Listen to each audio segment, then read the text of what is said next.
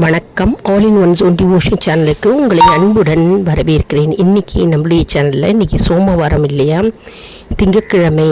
இன்றைக்கி சோமவாரத்தில் நம்ம விரதம் இருந்தாலும் ரொம்ப நல்லது. சிவபெருமானை நினைத்து சோமவாரம் அப்படின்னாலே மிகவும் சிறப்பு வாய்ந்த நாளாக கருதப்படுகிறது. அதாவது சிவபெருமானை நம்ம நினைத்து இன்றைக்கி பூஜை செய்தால் நமக்கு அவ்வளவு பலன்கள் கிடைக்குங்க. சோமவார திங்கட்கிழமை பூஜை, அந்த பூஜையோட அஷ்டோத்திர நாமாவளி தான் நம்ம இன்றைக்கி கற்றுக்க போகிறோம். நம்முடைய சேனலில் நிறைய பேர் சோமவார விரதம் இருப்பாங்க. திங்கட்கிழமை சிவபெருமானை நினைத்து விரதம் இருப்பாங்க. மட்டும் வீட்டில் பூஜை செய்வாங்க. கோவிலில் சிவபெருமானை வலம் சிவபெருமானுக்கு விளக்கு நெய் தீபம் ஏற்றி வைப்பாங்கங்க. வீட்டில் படம் இருந்ததுன்னா சிவபெருமானுடைய படம், சிவன், பார்வதி, விநாயகர், முருகர் கூடிய சேர்ந்து இருக்கிற படம் இருந்ததுன்னா தொடச்சி வச்சு சந்தன குங்குமம் வச்சுக்கோங்க. மனையில் கோலம் போட்டு இந்த படத்தை வச்சுக்கோங்க. மற்றும் 2 விளக்கு ஏற்றி வச்சுக்கோங்க. அதாவது அகல் விளக்கு, அப்படி இல்லைனா பித்தளை விளக்கு, என்ன விளக்கு இருக்கோ ஏற்றி வச்சுக்கலாம். நல்லெண்ணெய் தீபம் அல்லது நெய் தீபம் ஏற்றி வச்சுக்கோங்க. அப்புறம் இப்போ நம்ம பார்க்குற இந்த அஷ்டோத்திர நாமாவளி, பூஜை நாமாவளியை ஒரு பூஜை முடியும் போது, நம்ம அஷ்டோத்திரம் சொல்லும்போது பூஜையை பூஜைக்குரிய பூக்கள் ஒரு பூக்களையும் எடுத்து சிவபெருமான் பாதத்தில் போடணுங்க. அதாவது நம்ம பிரதோஷம் அப்படின்னு கேள்விப்பட்டிருக்கோம் நிறையா பேர். சில பேருக்கு சோமவார திங்கட்கிழமை சிவபெருமான் பூஜை தெரியாதவங்க நிறைய பேர் இருப்பாங்கங்க. அவங்களுக்கெல்லாம் இந்த வீடியோவை ஷேர் பண்ணுங்கங்க, உங்களுக்கு ரொம்ப யூஸ்ஃபுல்லாக இருக்கும். அதற்கு முன்னால் நம்முடைய சேனலை இதான் ஃபர்ஸ்ட் டைம் பார்க்குறவங்களா இருந்தாலும் சரி, சப்ஸ்கிரைப் பண்ணாமல் பார்க்குறவங்களா இருந்தாலும் சரி, நம்ம சேனலை சப்ஸ்கிரைப் பண்ணிக்கோங்க. கூடவே அந்த பெல் பட்டனை ப்ரெஸ் பண்ணிக்கோங்க. ஆல் என்கின்ற ஆப்ஷனை ப்ரெஸ் பண்ணிக்கோங்க. அப்போ தான் நான் போடுற வீடியோஸ் எல்லாம் உங்களுக்கு உடனுக்குடன் நோட்டிஃபிகேஷனில் மிஸ் பண்ணாமல் தெரிய வரும். சரி, வாங்க இப்போ வீடியோக்குள்ளே போகலாம். புக்கு வச்சுருந்தீங்கன்னா சிவபெருமானுடைய அஷ்டோத்திரம் சோமவார பூஜை ஸ்தோத்திரத்தை என் கூடவே சேர்ந்து நாமாவளியை சொல்லுங்கள். புக்கு இல்லாதவங்க ஒரு நோட் புக்கில் எழுதி வச்சிடும் சொல்லலாம். சரி, வாங்க இப்போ நம்ம வீடியோக்குள்ளே போகலாம். வாங்க இப்போது படிக்கலாம்.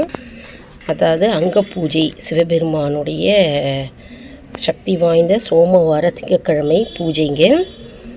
பூவெல்லாம் எடுத்து பக்கத்தில் வச்சுக்கோங்க. இந்த பூஜையை காலையிலையும் செய்யலாம், மாலை பொழுதில். காலையில் நேரம் இல்லை அப்படின்னு சொல்கிறவங்க மாலை பொழுதில் 6 மணிக்கு விளக்கேற்றி வச்சுட்டு இந்த பூஜையை நீங்கள் நிதானமாக வீட்டில் சொல்லலாம். வேலைக்கு போகிறவங்க வீட்டில் சாயங்காலம் இந்த பூஜையை மேற்கொள்ளலாம். விரதம் இருக்கிற முடிஞ்சவங்க விரதம் இருக்கலாம்.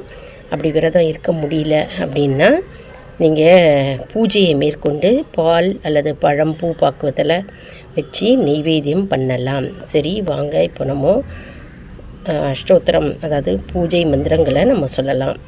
அங்க பூஜை.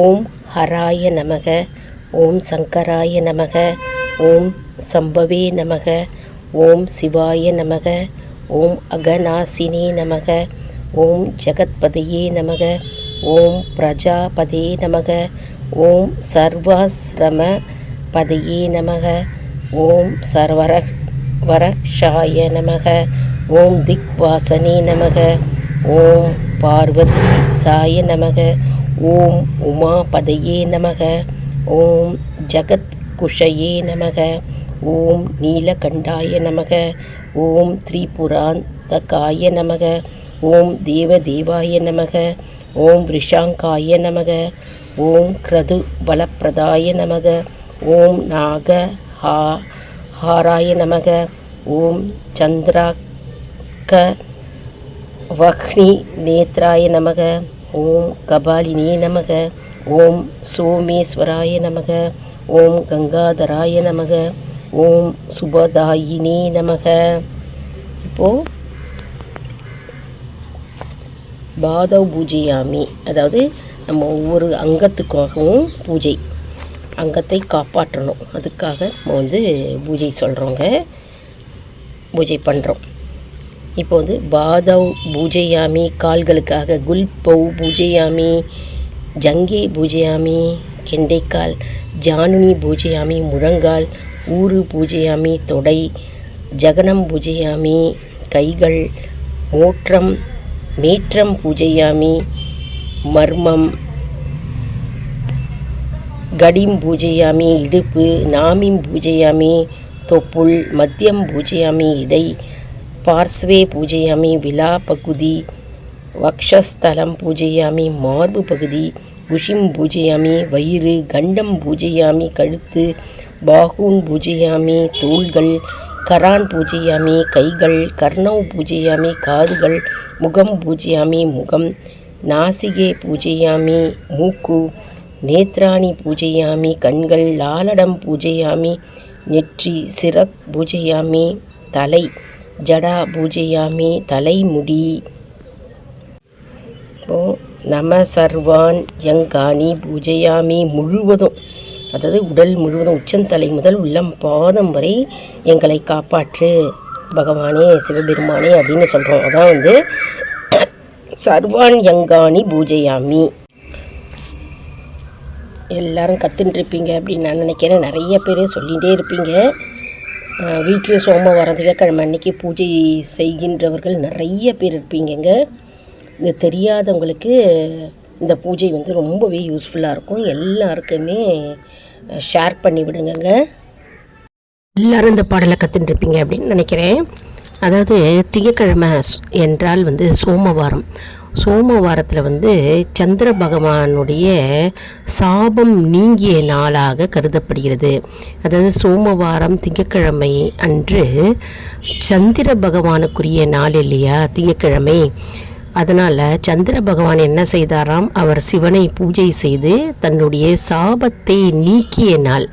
அதனால் சோமவாரம் திங்கட்கிழமை அன்னைக்கு நம்ம பூஜை செய்து சிவபெருமானை வழிபட்டால் சோமவாரத்தன்று நமக்கு வறுமை நீங்குமோ, ஏழ்மை நிலை அப்படியே நீங்கும், மற்றும் கடன் தொல்லை இருக்கவே இருக்காது, மற்றும் பிரிந்த தம்பதியர் ஒன்று சேருவர், சந்திர தோஷங்கள் அப்படியே நீங்கும். அது மட்டும் இல்லைங்க, மனம் அமைதி பெறும். மனம் அதாவது குழப்ப நிலையில் இருக்கின்ற மனம் அமைதியாகவும் சாந்தமாகவும் ஒரு நிலை பெறும். அதாவது கார்த்திகை மாதத்தில் வருகின்ற சோமவாரத்தில் நம்ம பூஜை செய்தோம்னா, சிவபெருமானை பூஜை செய்தோம்னா, அதுவும் வில்வ இலையில் பூஜை செய்தோம்னா, சங்காபிஷேகம் கொண்டு பூஜை செய்தோம்னா நமக்கு பலன்கள் ஏராளம். நம்ம இன்றைக்கி சோமவாரத்தன்று நம்ம வில்வ இலைகளால் அர்ச்சனை செய்யலாங்க. வீட்லேயும் சரி கோவில்லையும் வில்வ இலை இருந்ததுன்னா அதை வாங்கிட்டு வந்துடுங்க. வாங்கிட்டு நீங்கள் இந்த ஒரு மந்திரம் சொல்லும்போதும் நாமாவளி சொல்லும்போதும் நீங்கள் இந்த வில்வ இலையால் நீங்கள் சிவபெருமானை அர்ச்சிக்கலாம். சர்வ ஐஸ்வர்யங்களையும் தரும் இந்த சோமவார சிவபூஜை திங்கட்கிழமையன்று நம்ம செஞ்சாக்க கணவனின் ஆயுள் நீடிக்கும் மற்றும் மாங்கல்ய பாக்கியம் நிலைக்கும்.